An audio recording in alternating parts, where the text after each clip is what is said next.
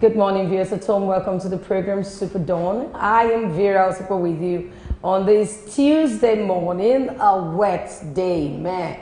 Yesterday was something else in the night where we had a very beautiful weather. It rained yesterday, cat and dog. That started while I was in the office in the night. And hey, that was something else yesterday. I slept like a baby. It was a nice weather yesterday, but that's why we want to give you something very, very interesting this morning. I am Vera Super with you this morning, and I'm not alone this morning. I'm Anthony Osaibovu. I'm Blessed Omonuse sitting here this morning. Good morning, Vera. Good morning, Anthony. Good morning, Blessed and Anthony this day. Yes, like you said, it's a cold day. You didn't tell me. I would have just joined them. They didn't tell me it's going to be a black super morning. No, it's not a black super morning. It's going to be a bright one from it's going me. To be a I'm making it brighter. Exactly. I'm making it brighter. Anyway, today we want to look at youth empowerment and sustainable development in Nigeria. Youth holds a very crucial role, very, very crucial role, and we want to look at it, look at the youth. We usually say, to you it might be a cliche, but we say youth are the future leaders, and we want to look at that role they play in the prospects. We want to look at that role they play in the society. We want to look at the role that will make them, be part of the society this morning. I trust you, the lines will be open for you to call, make your contributions this morning. It's going to be a very interesting one. But first, what we usually do on this show, when we begin the program like this, we go through the papers, open the phone lines for you to call. I do not know if them will permit us to open the phone lines this morning, but all the same, you can give it a shot. We'll open the phone lines. You call. Just make your contributions, prefer solutions.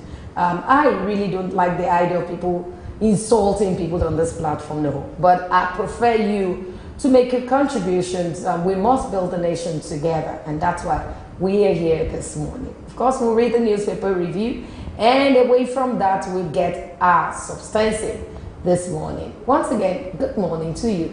We go on this break. When we come back, is the newspaper review. We'll be right back.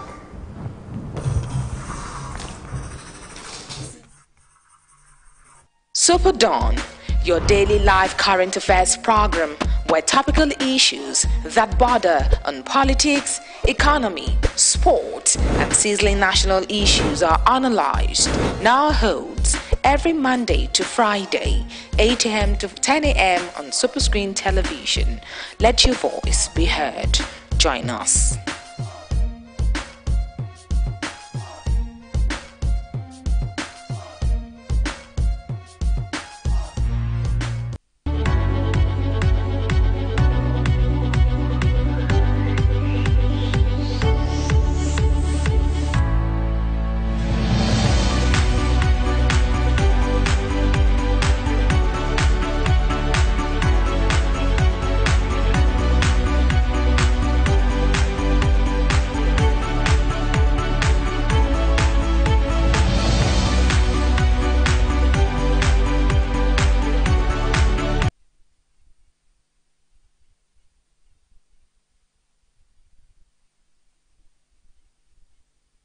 Newspaper review segment, and this morning we want to look at the Punch newspaper.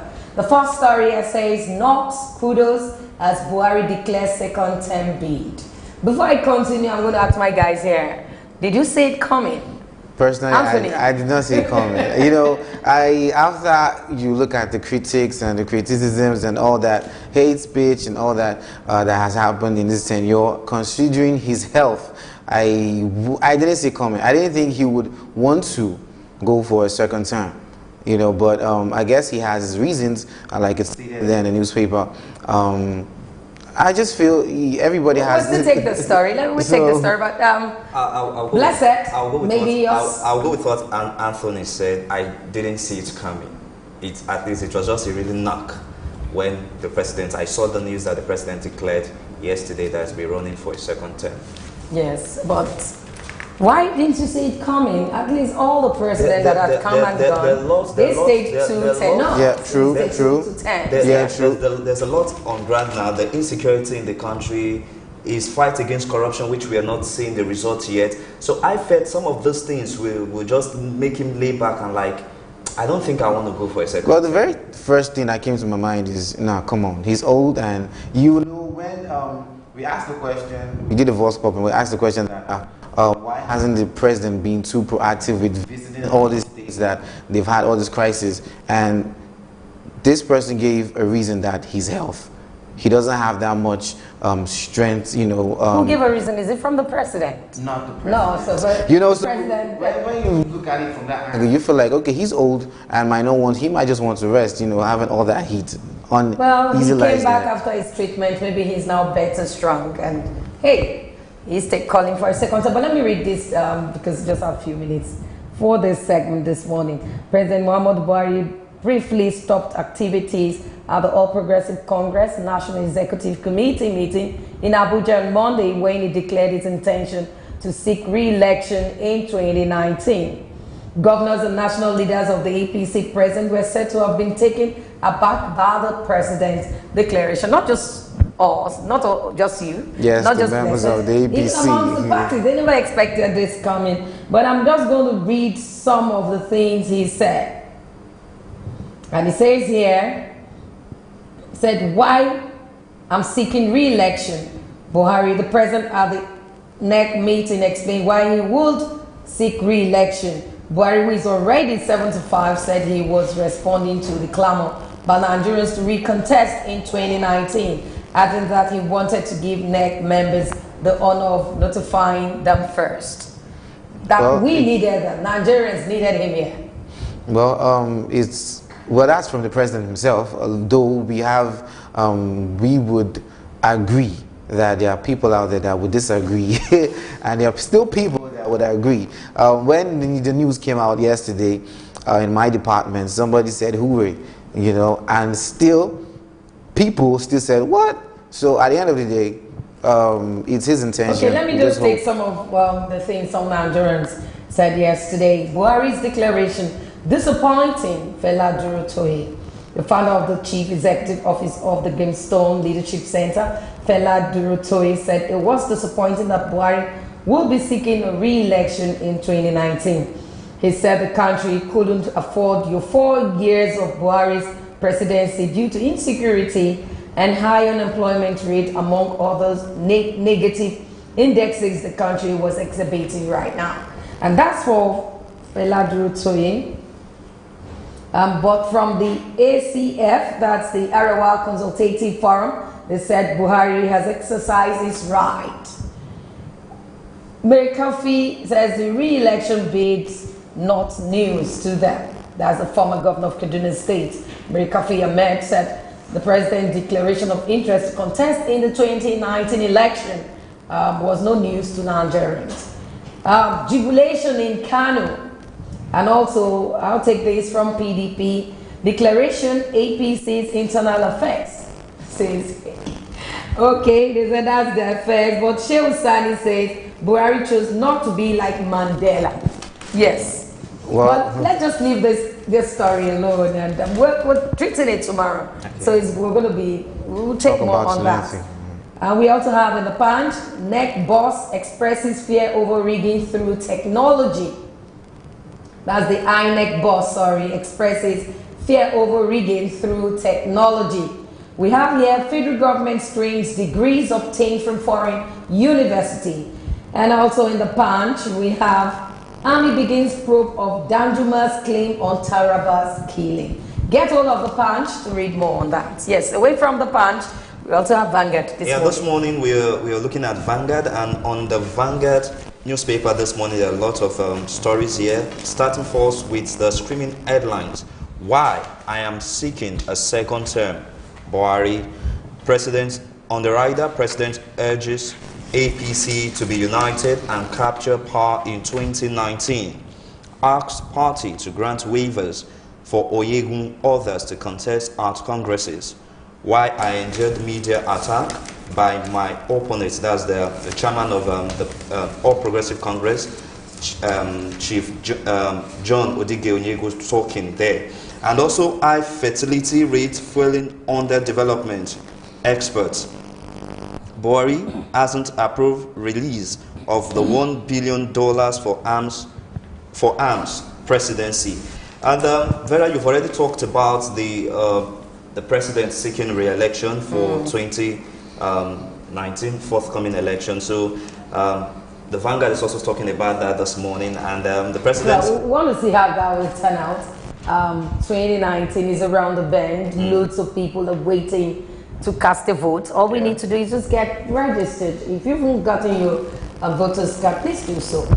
Exactly. So 2019, we'll see who is going to be taking the aims of affairs of this nation. So there's so much to get on the Vanguard newspaper. Just go out there and pick a copy so you get all the story on the front page of the Vanguard newspaper. Because of our time, we'll be looking deep into them, and we're passing over to Anthony for the Nation this morning. Okay. From the Nation's newspaper, here we have Labour raises minimum wage demand from 556,000 naira. The organized Labour has presented fresh demands for the new national minimum wage for workers to the tripartite committee using current economic indices as its yardstick. It said the 56,000 naira earlier presented was no longer feasible. Nigeria Labour Congress NLC General Secretary Dr. Peter Ozo Esom, who spoke in an interview in Abuja, said the earlier demand by Labour, which was presented 2 years ago, has been overtaken by the present economic realities. That's sad. I mean, right now I don't think 18,000 naira for minimum wage will do anything for a common Nigerian. And since it was presented that 56,000 naira as a minimum wage would have been a very good development for Nigeria, for the Nigerian economy, for the Nigerian development.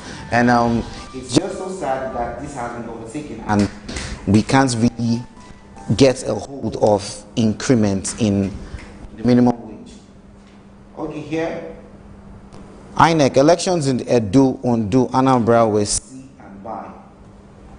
Agencies stop sharing. I wanted to say something about that minimum wage before now. You know, I wanted to say something concerning that. If you say 18,000 per month, I don't know if it's going to be for transportation, with where the economy is today. We're looking at the situation today. Is it going to be for transportation? Is it going to be for call cards? Will it be to feed? A bag of rice, it goes for how much?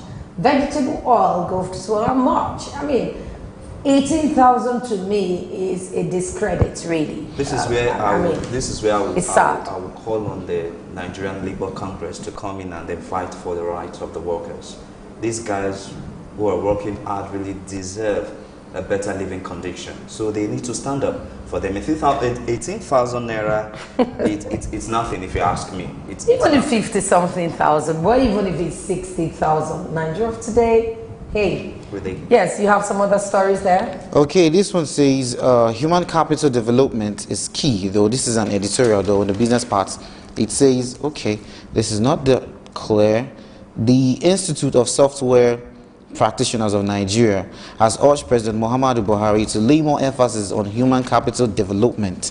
It said Nigerian youths are very smart, industrious, and innovative, adding that the government needs to provide environments for them to flourish. That's a very good advice. Yeah, you need to look at human resources, human development is very key.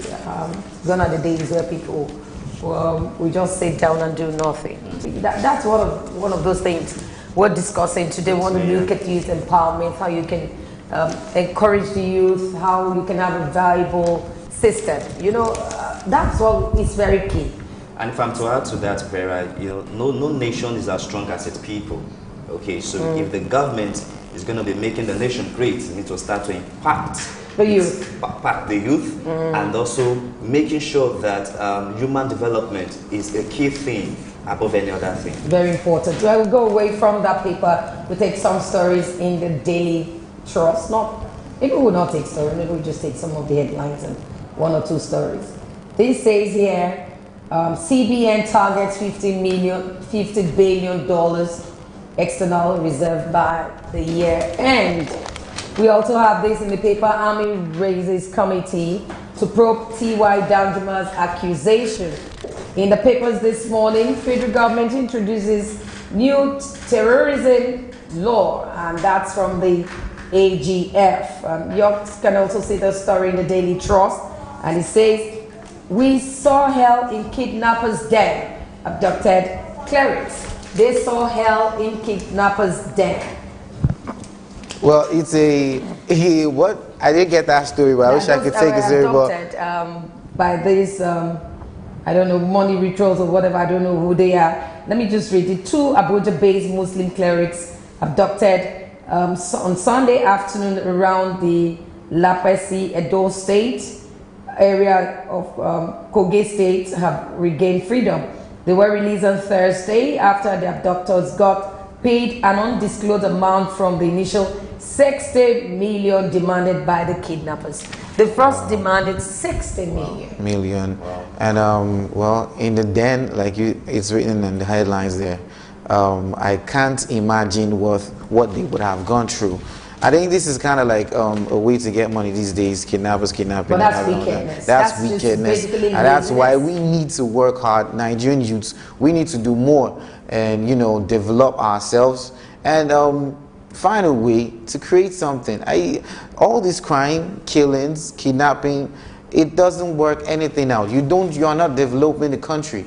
So it's only right that we look into this, have that human sympathy, and try as much as possible to develop yourself. Okay, we have this one. Presidency condemns killing of Nigerians in the UK. I condemn that as well. We all condemn that. We really need to condemn well, we'll go on this break. That's the end for the newspaper review. We go on this break. When we come back, SuperDawn will continue. Please stay with us. We'll be back in a moment.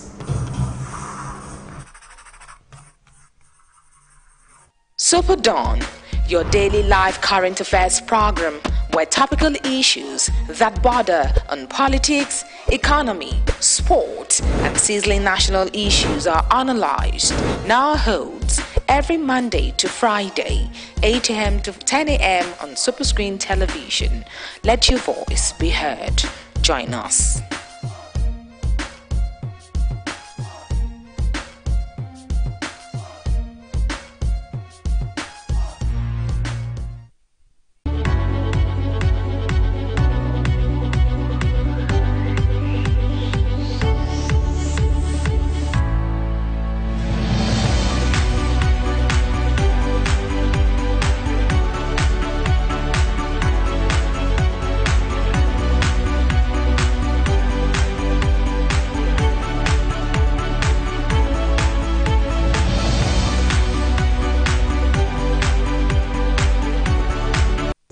Bad breath, also known as halitosis or phthosis, affects an estimated 25% of people globally.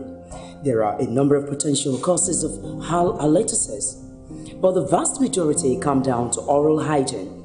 Halitosis can cause significant worry, embarrassment, and anxiety, but generally it is relatively easy to remedy. The most common cause of halitosis is bad oral hygiene. If particles of food are left in the mouth, they break down by bacteria producing sulfur compounds, and there are a number of common causes of bad breath, which include smoking, tooth decay, and alcohol consumption. Bad breath in children is often due to a trapped item in the nasal cavity. Bad breath is a common problem that can cause significant psychological distress. There are a number of potential causes and treatments of halitosis, which is the third most common reason that people seek dental care after tooth decay and gum disease. The specific odor of breath varies depending on the cause of the problem. It is best to ask a close friend or relative to gauge your mouth odor, as it is very difficult to access it yourself. If no one is at hand, one way of checking the odor is to lick your wrist leave it to dry, and then smell it. If it smells bad, there is a strong chance your breath also smells bad. Some individuals are concerned about their breath even though they may have little or no mouth odor. This condition is called halitophobia and can lead to obsessive mouth cleansing behavior. Major potential causes of bad breath include tobacco products causing their own types of mouth odor, breakdown of food particles stuck in the teeth. Some foods such as onions and garlic can also cause bad breath after they are digested. Their breakdown products are carried in the blood to the lungs where they can affect the breath. Dry mouth is another cause, as saliva naturally cleans the mouth. If the mouth is naturally dry, but due to a specific disease such as xerostomia, odors can build up.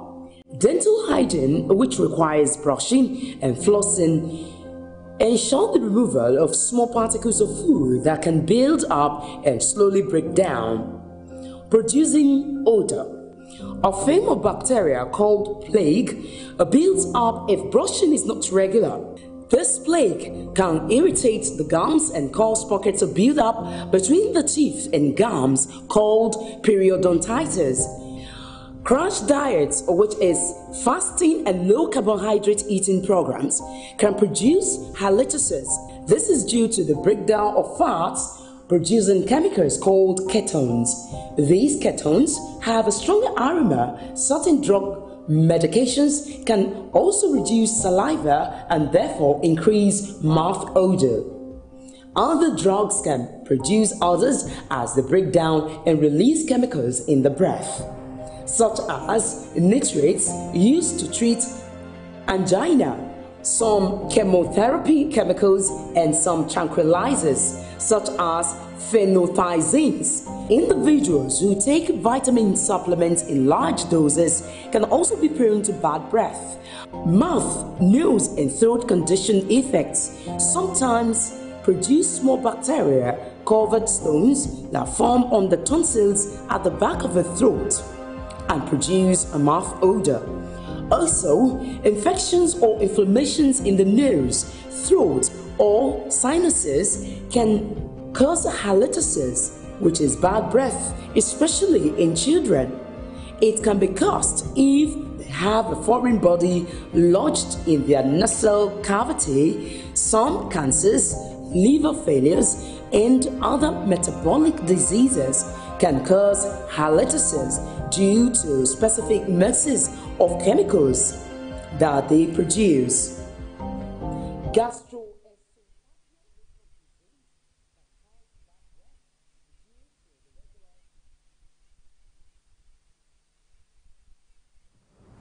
Welcome back, where we want to look at youth empowerment and sustainable development in Nigeria. No doubt, youth represent Nigeria, and in Nigeria we have very energetic, very investive youth. We have youth with orientation, character, and if you want to describe this class of persons, you have loads of words to use. But this morning, we want to look at youth empowerment. We want to look at how these youths can be part of the economy. Today we have a guest in the studio, David Opeyemi Oke. He's the Executive Director of Docades Innovation Center and also a social entrepreneur. Good morning to you, David. Good morning, ma'am. Good to have you here. Thank you. Thank you for having me. When we talk about youth empowerment, what comes to mind? A lot of things come to mind. A lot of things come to mind, especially when you look at we look at capacity development in our youth. You know, I tell friends I've been around for a while, and I see the capacity gap in our youth. I see the social positioning of our youth, and trust me, it is way below what is expected. I mean, according to the international standard and requirements, you know, other countries that are futuristic in their plans are already engaging youth in social and political, actions. But here in Nigeria, reverse is the case.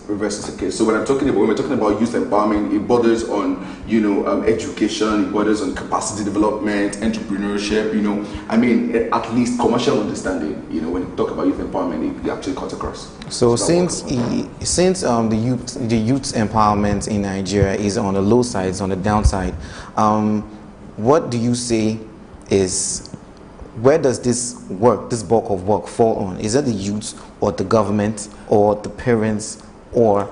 Trust me, it borders on everything. You have to, but we have to start with our policies. Our development policies are wrong.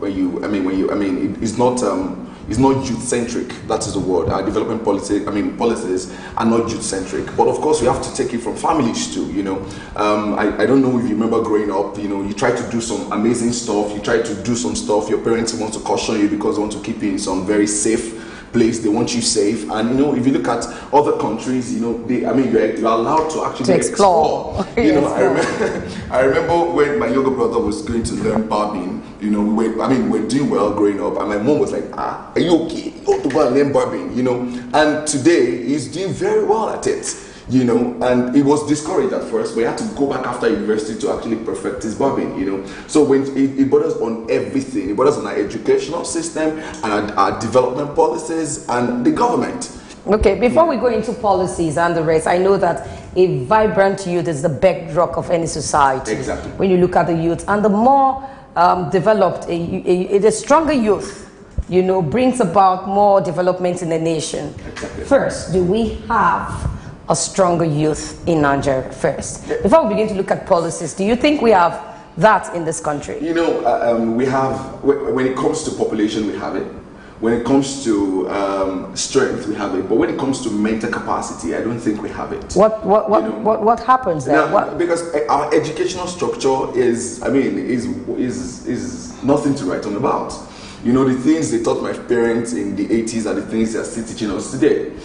So we have the population, but we do not have the mental, strength. We don't have the intellectual resources. Is it the intellectual strength, the mental capacity, or just the resources? What I understand by intellectual capacity is if your brains could actually work, could actually learn things, if we are intelligent enough. What I understand by what you just said is we are not intelligent enough. When it comes to intelligence, we're not talking about book intelligence. It talks about capacity development, helping, building a structure in place that helps you develop your innate abilities. We do not have that. Okay, you talked about that. That's very key. That's what we're looking at.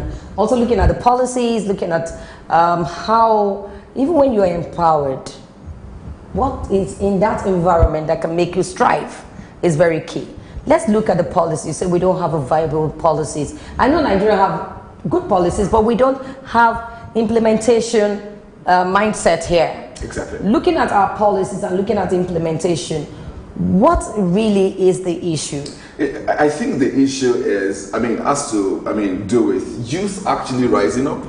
Okay. Yes, if we do not have a structure that enables us to take our position as youth, I think there is a need for us to actually rise up, build yourself, make do with what you have, and let us, that's why we say that you should get involved in politics. If at this age we're still having people that are 74, 75, running for president, and we need to get involved in policy making. We need to go into policy making so that we can actually develop structures, we can make policies, that will help the coming generation. How do you go into this? Because I know Nigeria, if you look at, no doubt, has boundless opportunity. We have wonderful opportunities. But how are we going to penetrate into the opportunities? All of these opportunities. How did you do? Maybe I should be personal now. Tell me what you did. Okay, for someone for you to begin to talk this way, yes. What did you do? For someone like me, I grew up in the village. I grew up in the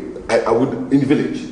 And of course, we had access to no quality education. We had access to nothing. But from the village, I was seeing myself out there because, we need to have this responsible mentality. I think I had that responsible mentality that says that I need to bring a change to my community.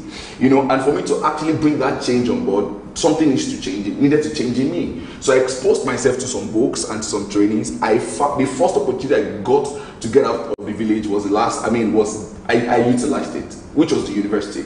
So I got involved in a lot of, associations, in groups, in trainings, in sometimes fellowship programs, because I think our religion actually has a way of building us up. And from there, I began to develop myself, and when I did, without an assistant, without assistance, I didn't have I didn't have anybody that would tell me, okay, this is how to do it, this is how to do it. I needed to just make sure I worked something out for myself. And with the help of God, I was able to break through, at least God has helped me to where I am today. And from there, I told myself, I didn't get the chance in the village, but I can actually take the chance to them in the village. So we can't blame everything on the government. The time has come for you as individuals to also rise up and solve a problem for your community. Look at that child that is growing up, help them develop. Currently now I run Duke Innovation Center, and what we do there is capacity development in teenagers. We have several programs that caters for youth development. Secondary school students finish secondary school. It takes them another 1 year or 2 years before they get admission into school, and within those 2 years they get involved with some terrible activities, and they sit down at home doing nothing. Some of them, their parents use them for labor. I say no, that's not what should happen. So I set up a center we call that's Duke Innovation Center. We have life preparatory school where whilst waiting for admission, do not sit at home.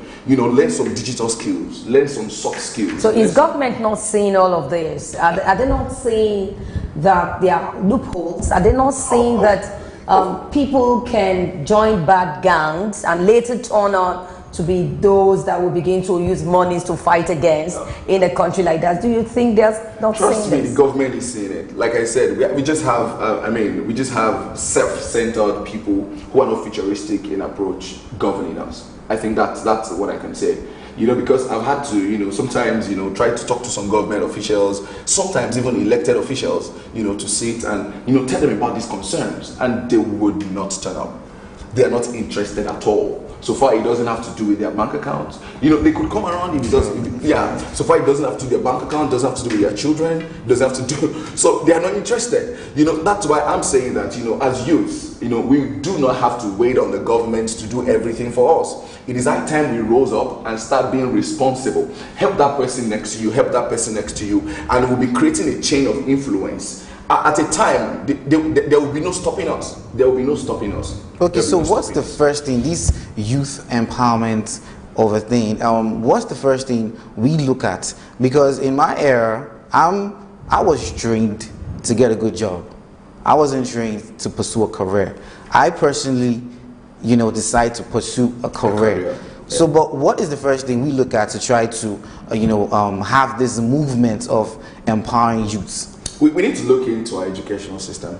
Because, of course, our system, we need to look at foundation, which is the family. We need to actually go there. Parents have a lot of responsibility on them right now to ensure that they guide their children right, especially in career, in choice of career.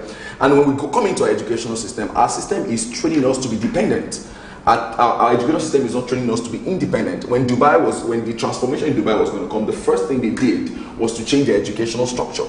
Because they said that this structure cannot deliver the future we want to us. And that is the truth. Our educational structure in Nigeria is wobbled. So we need to start looking into skill enhancement. We need to start looking into talent development. And of course, we'll get there. Okay, when we begin to look at skill acquisitions, very important here, because this is it's a national discourse right now outside the country, even in Nigeria. We'll begin to look at all of these things. But government will tell you they want to empower people with motorcycle. They want to empower people. The other time I saw people wheelbarrow, I saw people with all of those things. And you look at the environment and they want to empower you with maybe a dryer for your hair to go and learn how to make hair. But remember that there is no electricity, no power. Exactly. And this person that has gone to learn how to make dresses, and there's no electricity to even, although you have some machines that can do without power, but can they afford it? Do they have enough environment? Do they have enough enablement? You look at, they say go and learn how to farm. I love to farm, but do we have good roads? What about transportation?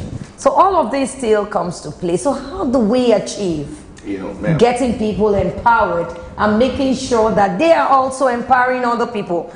Not just for you to learn how to sew. How to teach other people to make dresses as well is very important. But is the environment, the country, the community, do they have what it takes? Is government providing what it takes for you to come out of learning and do something?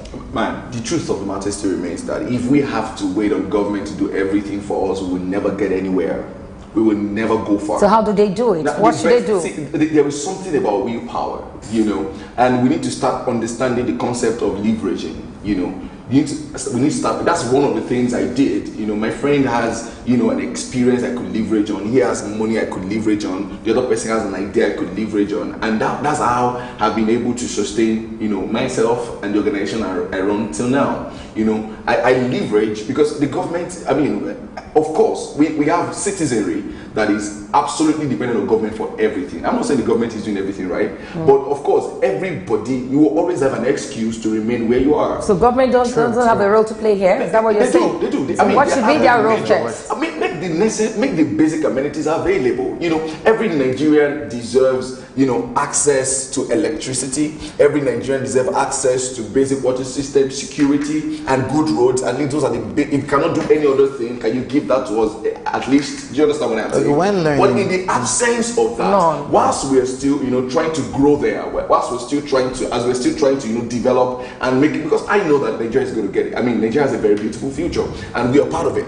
But if we continue to make excuses and stay where you are, we will not go far. If I saw this growing up, if I had stayed there, I would have remained in the village still now. You had an opportunity. You had an opportunity. Some people don't even have that opportunity. Exactly, and that is why someone like me who had the opportunity to go to school is now going back to villages, because what I'm doing is myself and my team were empowering youth in underserved Nigerian communities, with some of these opportunities. Education is overrated.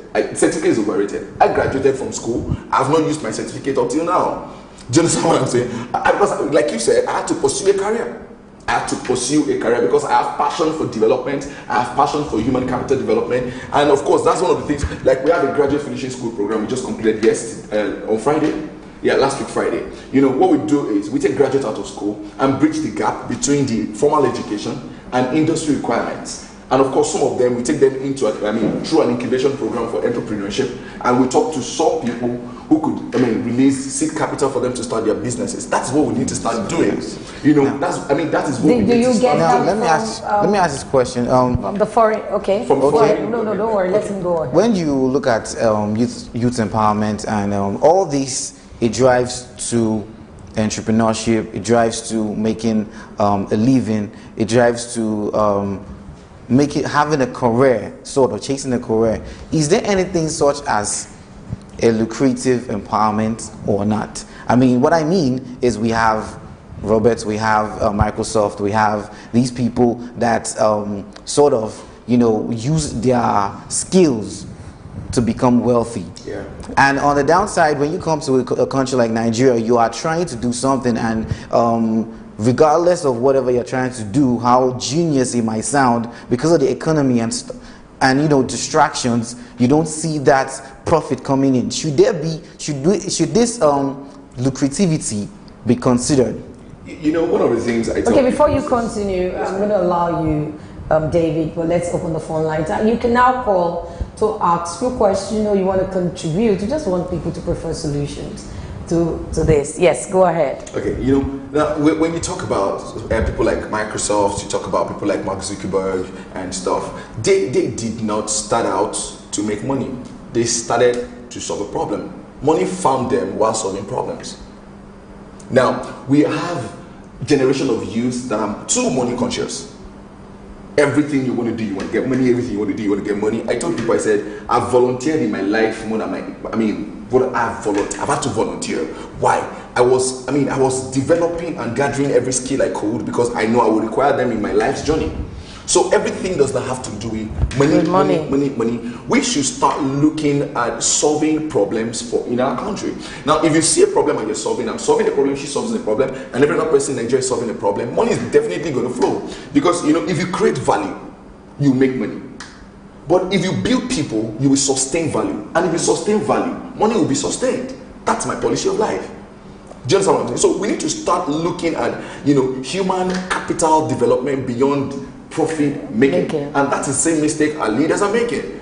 What are those? Let's hear you. I want to hear from you. What are those mistakes you think our leaders are making right now? Currently, I just think that we don't have leaders. We don't have the right people in the right place. We don't have the right people in the right place. We have. You mean you're not impressed enough with what is happening? I'm not at all impressed. I'm not at all impressed. That's why I'm concerned. I've never been involved in politics, but now I'm going fully into politics because I think that we cannot continue to complain about what's happening in Nigeria if we don't step into it. If you don't, do you understand what I'm saying? Before I could support you, I will cast my vote for you. I want to be sure that you can deliver what I want. And if we start to do it, if we start to do that, I think, start voting right people in right places. I'm very sure that Nigeria is going to be. Are you saying our youth can take over this nation right now? I think not that you can. We should. Looking at politics, looking at economy, looking at agriculture, do you think we can take over? Yes, we can. So what's stopping us? We can. There is no stopping us. We are the ones stopping ourselves. I think it's just time for us to start. I look into the future and I'm worried for my children. I'm serious. If things continues like this, one of my friends left Nigeria. That's why we have a lot of intellectual exportation, migration. One of my friends, called me sometimes from from Canada about 2 weeks ago and called me and said, "Oh, how are you living in Nigeria and you are still sane?" Do you understand what I'm saying? For you to know how critical this is. So we need to start looking into solving problems. We need to start training our kids to start solving problems, and of course, start getting right people in the right places. Okay, you're always using we. People are not thinking the way you're thinking, especially youths. Some of them, not all of them. Not all, not definitely not all. We have a large amount of youths that are not thinking the way that you're thinking. How do you? You understand? They want to. That is where So people are going into this forgery, internet fraud, and all. Because we want to make money. Now, how do you, as a person, how do you intend to inculcate this spirit of trying to impact? Okay. In the last 5 years, I've been involved in community development, like I said, and at least I've been to about 57 communities, training youth, and it's everywhere I've gone to do trainings. My first module of training is paradigm shift. So I go from community. I'm not in Ikeja. I go to the core underserved communities with my team. So don't let me say I. We go to core underserved communities in Lagos State and outside Lagos State to talk to youths. And that's why I'm saying that if we have another person like me in Osun State, and I have another person like another Duke Innovation Center or someone else doing what he learns how to do in Taraba State, and we go, I will engage in reorientation programs. Affect your friend, affect my friend, my cousin, my family, my this, my that. I'm very sure we're going to have that chain reaction, and at a point, things will just, automatically fall into place. Okay, what are the challenges you faced when you go to these areas and with the youth? Of course, definitely, challenging. Are they receptive? Challenging status quo is very, very challenging. It's a difficult task. Challenging status quo is a very difficult task. But sometimes, you have to go to Rome. You have to do like Rome. Sometimes I find myself doing like Omota. Why? Because I want to reach these guys. I go to their mess where they are smoking their Igbo, and I try to blend into them, and from there penetrate into them and start talking to them. Do they listen? Because some of these people will tell you they've not eaten for days. Yes. They're not lying. They've not eaten. They don't have a shelter. They are hungry. They are sleeping. They are hungry. Outside. They are hungry. That's why in 2019, if we don't engage in paradigm shift campaigns at all levels, especially across the youth, that social age like that, if we don't engage in in paradigm shift, what happens in Nigeria every election is still going to happen. They will still use the youth to steal the ballot boxes because this guy has not seen 2,000 naira in the last 1 year, and somebody is coming to give him 10,000 naira to steal ballot boxes. He's going to break 10. to impress. Do you understand what I'm saying? But if we begin like one of the strategies we adopt in my organization is we open their eyes to seeing the opportunities within the environment that they can leverage on. Sometimes we connect them to opportunities. You know, we connect them to opportunities. I have one of them who was a furniture. He does furniture works. And I started calling my friends in Lagos, please. I have a Can you guy do something? and he started doing it for them. You know, what they will pay 300,000 naira for here, they will pay him like 150,000 naira, and we spend like 30,000 naira to transport it to Lagos. And from there, you know, that's what we need to do. Okay. We can't wait on government for everything. That's what I think. Now, you agree that education is a key thing in Nigeria. It is. Generally, education is a key thing. But when we see education, we're not just talking about school. Exactly. The richest people in the world are mostly dropouts. Exactly. Does this mean that I should just, as a youth, whether or not just keep on developing myself, my skill, and trying to solve a problem and just leave school apart? Not exactly. But let me tell you today, in today's world of work, employers do not reward certificate or education. They reward skills. I have a young man who is O-level. He has O-level, and he works with Etisalat, I think, one of these communication companies, and he's a crazy programmer. Today they pay him about 500,000 naira per month as salary. Why? Because of what he's bringing on the table. People don't care what you have anymore. People, your certificate, they don't care about your degrees anymore. They care about what you're bringing. What can you contribute? How can you contribute? So, we need to go into vocational studies. I have a friend, Daria Kilaja. Dara Kilaja, is the I think he's the executive director of Yadavasti, and what he campaigns for is vocational training. We need to do that. In India specifically, I think in India, is it India or Korea? They pay more attention into vocational trainings. So I think about 60% of their budget, what they call, is it budget we call it, goes into education. In Nigeria, what is? Okay, but I know. How do we make this happen in the Nigerian system, in Nigerian education, especially in university, where the computer science students doesn't know anything? There is a need for us for a total overhauling and reshuffling of our educational structure and curriculums. We need to update them. Jesus, when I got into university at 100 level, I was typing 35 words per minute. I was in the village. I saw computer for the first time at the age of, I can't remember. I had to, replicated a computer keyboard on a cardboard, placed it on my table, and I was doing ASDF space color without screen. Why? Because I saw computer as the future, and I started, in the village, developing a capacity, trying to sharpen my typing skills. And of course, when I saw computer for the first time, it was easy because I was used to the system. You see what I mean by, capacity development? You just have to be hungry enough to go for the change. Okay, now let's look at the future. We want to look at the future of this country, looking at how the youth can take over this country. But first, you talked about education is key. Without education, you might not even be able to interact if you want to export your goods and services, whatever you've learned. Exactly. All of those skills. But you said something that it has to start from the schools, our curriculum. It has to be infused in it. I remember growing up, my days, you taught how to knit, you make weaving and that of that. But I don't think it's happening today. So maybe if we infuse that, it might help. Now I'm taking you to the youth that are not doing anything. The youth that believes in education alone. And they wait after school 4 years doing nothing and waste 5 years. What do you think the government needs to do to engage our youth? That is still part of education. Yes. I think in our or maybe parents. Some parents will say, God forbid my child cannot. I'm regretting I didn't learn how to make dresses. I love fashion. So right now today, if we tell you how much they are taking, just Ankara you're buying for 2,000 naira. Someone is telling you bring 25,000 to make. If I'd learned this thing, I don't think I'll even be here. Maybe I won't have met you anyway. Okay, but let's look at the future. How can we take over the future? Taking over the future requires a total paradigm shift. I think you need to explain that. Yes, we need to break away from this. What do we call it?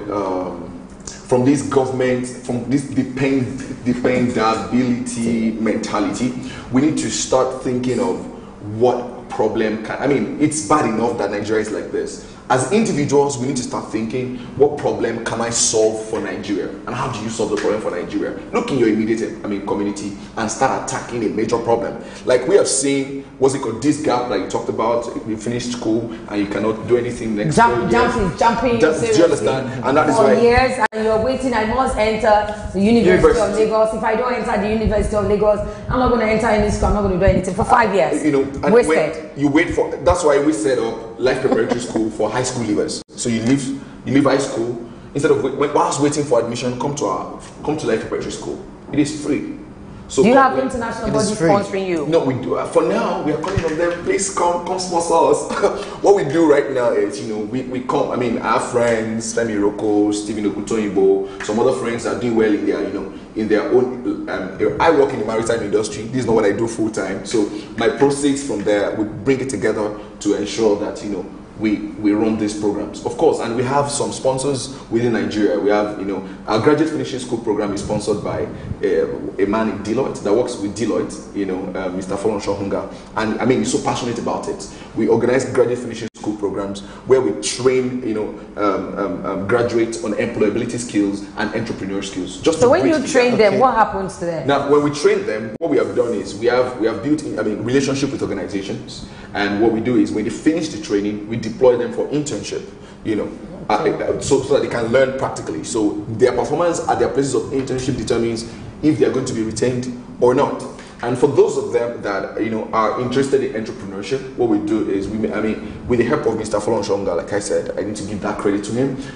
We give seed capital to some of them to start businesses, and of course we connect them to grants. Because a lot of money are available today as grants, for agriculture, for some of these things. You expose them, because some people don't know. Yes, we expose them to these opportunities, guide them through the application processes, and they're good. They're good.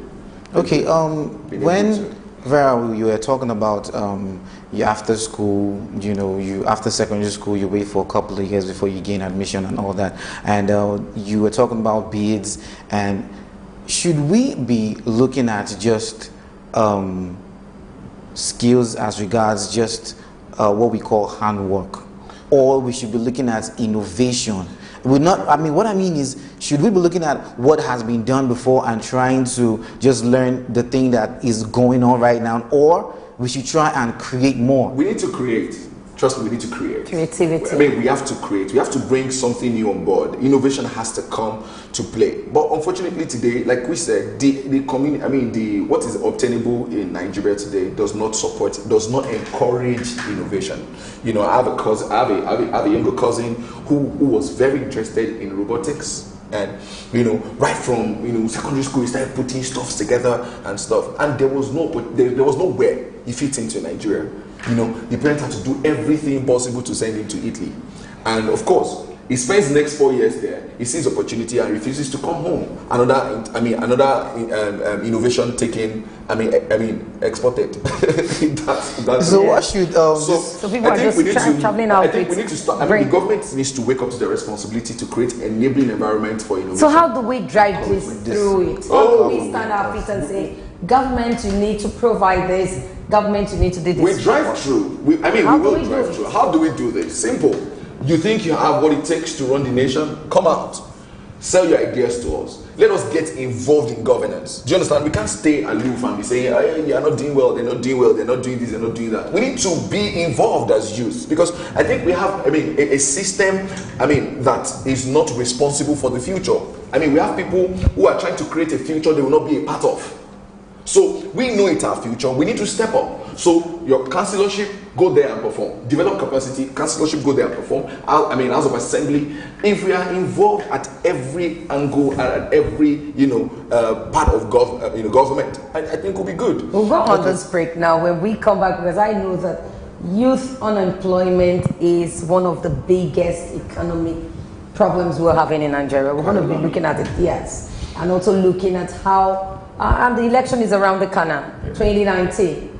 We're going to also look at the youth involvement in the coming election. Let's go on this break. We'll be right back.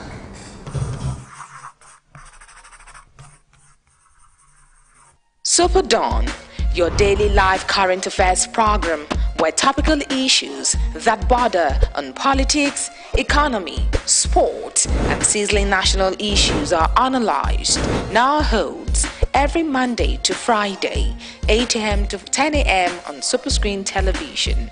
Let your voice be heard. Join us.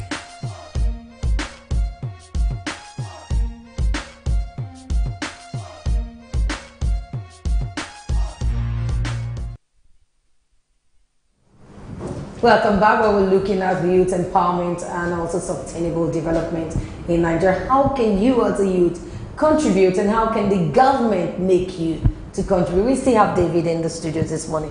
David, really looking at, you've spoken for some time now, and we've seen reason why youth can contribute, but looking at unemployment and the government place and also the individual place, what else do you think we need to begin to look at right now? I think we need to start looking at investing in vocational trainings and entrepreneurship, encourage innovations and creating an enabling environment for youth to thrive in whatever they choose to do, and of course start giving, appropriate and right career education at the grassroots level, because from the grassroots, we need to start, giving a reorientation program to our youth, to our children, to our kids. It starts from home. Okay, this reorientation program, should it just be for children and youths, or it should also go to the corporate bodies? My point, where I'm driving my point from is, we have, just a few weeks ago, we covered a spelling bee competition. I think the prize was just how much? A couple of funds. You go to a spelling bee competition or an intellectual competition where, yes, and the prize for the winner is probably some kind of 20,000 naira object you could afford. Even the kid could afford himself. And when you go to big industry, what I mean is the entertainment industry, say 45 million. We're talking all that. I don't want to call names, but we have loads of talent hunts and like that. You understand? Messing up and they give them money. You understand? So what should this corporate, because it's not sponsored by the government, okay, what should it be? What I actually think is this. In Nigeria today, there is, little or no reward for intelligence or innovation. Do you understand what I'm saying? So we need to start looking beyond I don't know if I'm being too, I don't know. But I think we need to start looking beyond what the corporate body says or what the government says. You need to start looking at the future and solving a problem for my generation. That's what I see every time. I'm not discouraged because, there is little or no involvement of the government with what we do in our organization. Little or no involvement. But we are encouraged every time. Why? Because we are happy to see lives changing. So we need to start, of course, corporate organizations need to start, shifting from there. Because, what they want is this. Is entertainment that sells their good. Is entertainment that sells their brand, not spelling bee. Do you understand what I'm saying? Okay, let me hold you on there. There's a caller. Let's see it. Hello, good morning to you. Good morning to you.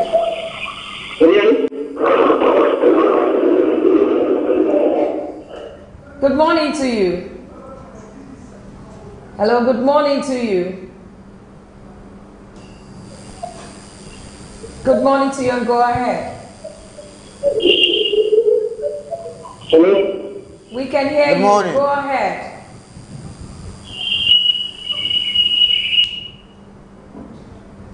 I think you need to turn.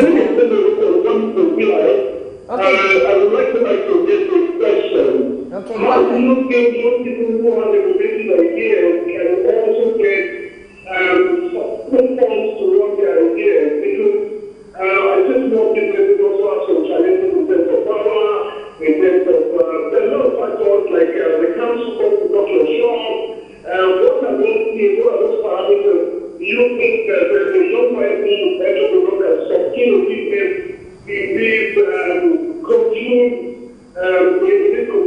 society? Okay, thank you. Did you get that? No, I got the he's question. saying, He said, how can we use source for help? funds? How do you source for funds? If you have these innovative ideas, how do you source for funds? Actually, in the international space today, funds are available for innovation. So what people need to know, So, and that's why Google is your best friend. You know, we need, like, again, we need to have a orientation program for our youth on what's it called, on internet, on digital space. Digital space. People need to understand how to maximize digital space to do some things for yourself. You know, so that's one of the ways you can source funds. There are funds available online, and what you can do is go online, research about your line of innovation, and see what organizations across the globe, support your innovation. So okay. Speaking of internet space, I still come back to this youth going into online marketing and from there diverting into fraud. How does a youth controls his mindset? How does a youth controls protects his mindset that this is what I want to set out for and this is what I want to do? If we start training our people on problem solving and making them know that they are major stakeholders in the development of Nigeria, I think because what takes people into internet fraud is they want to money. We have this money. We want to drive car. We want to encourage flashy life. That's why I'm saying that there's a need for overhauling of mindset in Nigeria across board. Across board. Now, the guy that is using internet to fraud knows that that's a good strategist. So if you begin to, help them redirect it into a redirect this orientation into something more profitable, positive. More positive. I think will be good. I think it boils down to a mindset. I have one of them that will tell me that the guy is intelligent, and he tells me, the reason why I did this was I didn't want to start my business. But does he know the implication if they get it? Exactly. That's what I told him. He had to pull out of it, and he's doing business today, and he's doing it very well. He's doing very well. Okay, before we went on that break, I talked about the election is around the corner. Yes. And most times, you see that these politicians use the youth even to carry out different devilish activities. And when you look at the suicide bomber, you see that they are 20 years, 25. You see when you look at the headers killing, you see that there are young people use the youth. And during election, you now see where ritual killers, they use youth. You see where, like the ballot boxes being taken away, they use youth. So how can we engage our youth? How can we explain to them that they are part of the country and they can make it without indulging in all of these vices? I think several organizations have been involved with several reorientation programs across communities and across board. But I'd say that the guys that will vote, sometimes if you look at the educated class like us, we don't even get involved in electionary processes. So they take advantage of that guy in the village who is desperate for something. I think there is a need for us to start a campaign on people getting their PVCs. Hey, Nigerians, go out, get your PVC. It is your right. That is your ticket to the future, to the future of your children. So what you want to do is you want to ensure that you get your PVC and let us be fully involved. I'm fully involved in politics. Okay, can we take over the National Assembly? Can the youth take over presidency? Yes, we can. You think?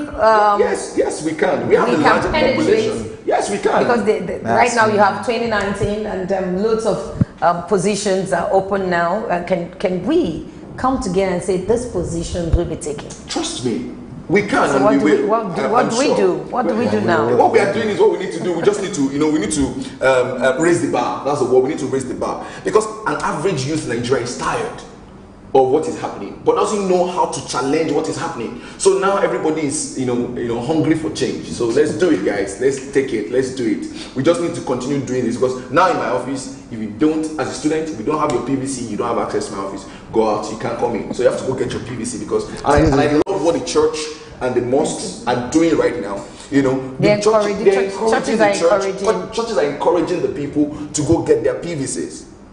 So because we need to be actively involved, and when we have PVC, we can now say, yeah, this is what are the benefits? What are the benefits if we're involved? Benefits. If you're involved, we are delivering the future. If you're not involved, what is the benefit? We understand that right now there are the people that are in power, the people that are running for office, and the people that are there are the old men. The men, have always been there. It's like there is this blockage. They don't want the younger ones to come, even though there is this not too young to run bill.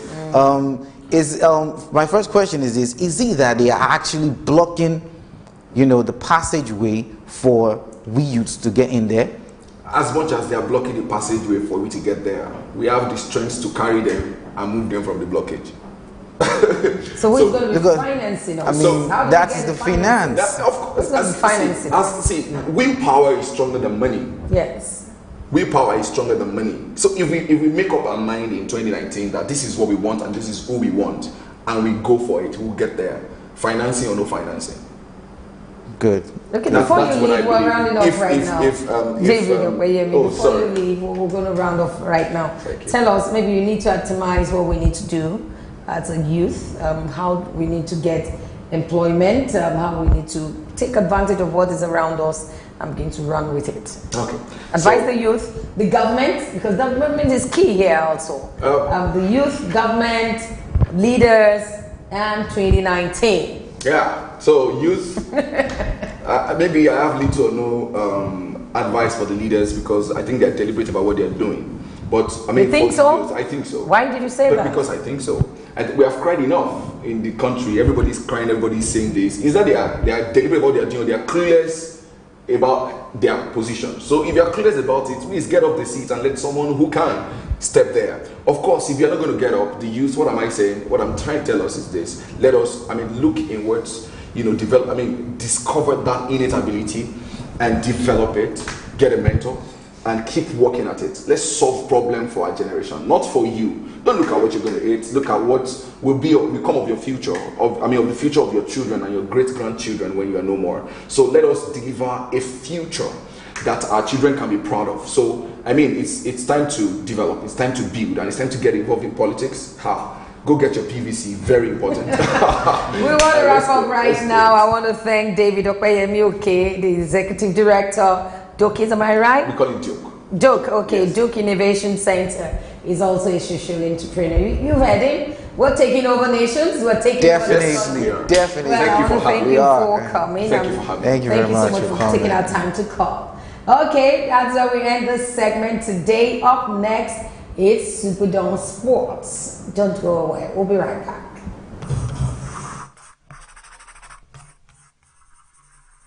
SuperDawn, your daily live current affairs program where topical issues that border on politics, economy, sport, and sizzling national issues are analyzed, now holds every Monday to Friday, 8 a.m. to 10 a.m. on Superscreen Television. Let your voice be heard. Join us.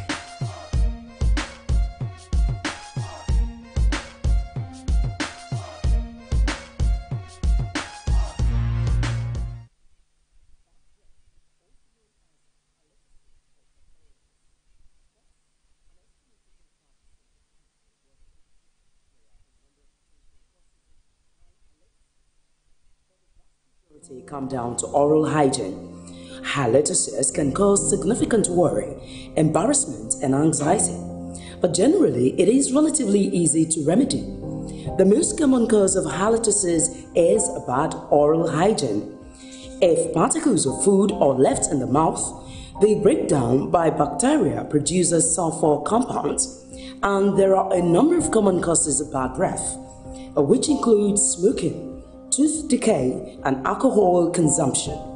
Bad breath in children is often due to a trapped item in the nasal cavity. Bad breath is a common problem that can cause significant psychological distress. There are a number of potential causes and treatments of halitosis, which is the third most common reason that people seek dental care after tooth decay and gum disease. The specific odor of breath varies depending on the cause of the problem. It is best to ask a close friend or relative to gauge your mouth odor, as it is very difficult to access it yourself. If no one is at hand, one way of checking the odor is to lick your wrist, leave it to dry, and then smell it. If it smells bad, there is a strong chance your breath also smells bad. Some individuals are concerned about their breath even though they may have little or no mouth odor. This condition is called halitophobia and can lead to obsessive mouth cleansing behavior. Major potential causes of bad breath include tobacco products causing their own types of mouth odor, breakdown of food particles stuck in the teeth. Some foods such as onions and garlic can also cause bad breath after they are digested. Their breakdown products are carried in the blood to the lungs where they can affect the breath. Dry mouth is another cause, as saliva naturally cleans the mouth. If the mouth is naturally dry, but due to a specific disease such as xerostomia, odors can build up. Dental hygiene, which requires brushing and flossing, ensure the removal of small particles of food that can build up and slowly break down, producing odor. A form of bacteria called plague builds up if brushing is not regular. This plague can irritate the gums and cause pockets of build up between the teeth and gums called periodontitis. Crash diets, which is fasting and low carbohydrate eating programs, can produce halitosis. This is due to the breakdown of fats producing chemicals called ketones.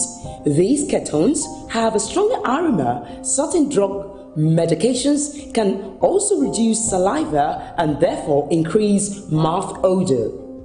Other drugs can produce odors as they break down and release chemicals in the breath, such as nitrates used to treat angina, some chemotherapy chemicals, and some tranquilizers, such as phenothiazines. Individuals who take vitamin supplements in large doses can.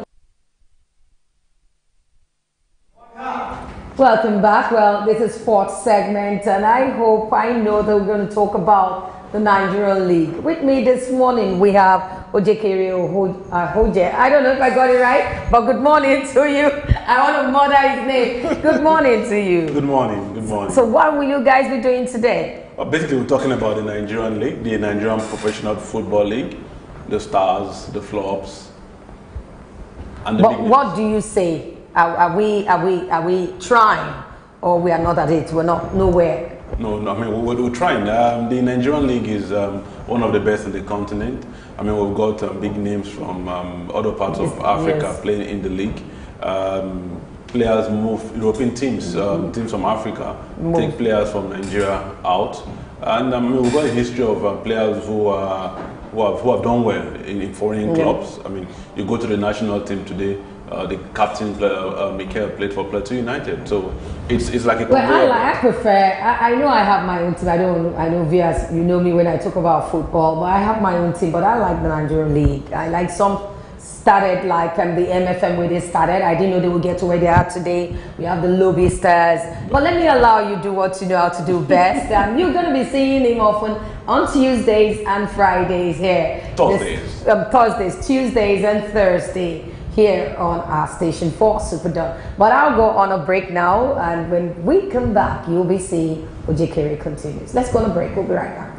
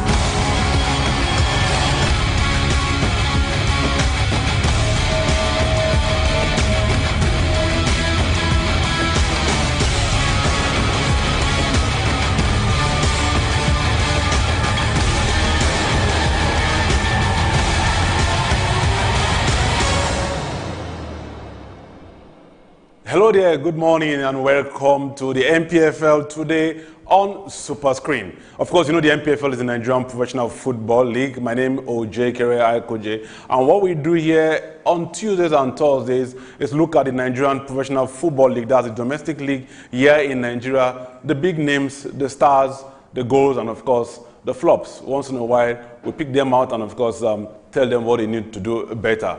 I won't be doing this all alone. Of course, it's going to be a difficult task anyway, so I won't be doing it all alone. With me is Mike Mayaki, someone who knows the league inside out. Mike, good to have you here. Glad to be here. You said everything all right except the fact that it says someone knows the league inside out. I do my bits. nice to have you, Mike. My pleasure. And I mean, how do you think this will be, the MPFL today on Super Screen? It's the first of its kind.